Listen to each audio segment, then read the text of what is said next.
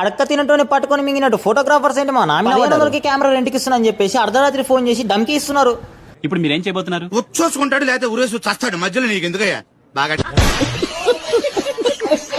Final గా matter లోకి వస్తే just 1500 charges per day camera with cameraman అయితే ప్రొవైడ్ చేస్తానని చెప్పేసి వీడియో తీసి పెట్టిన కస్టమర్స్ రెస్పాన్స్ అవుతారు అనుకుంటే ఫోటోగ్రాఫర్స్ కాల్స్ చేస్తున్నారు.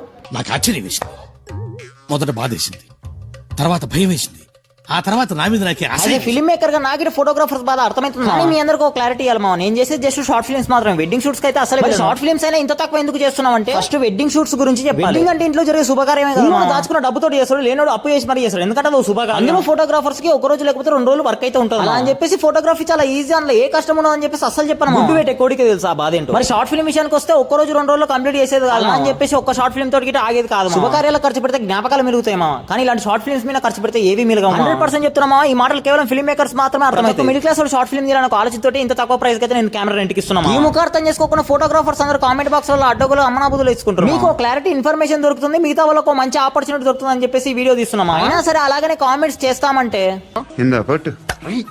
కోర్త ఇది వెళ్ళిపోద్ది లోపలికి.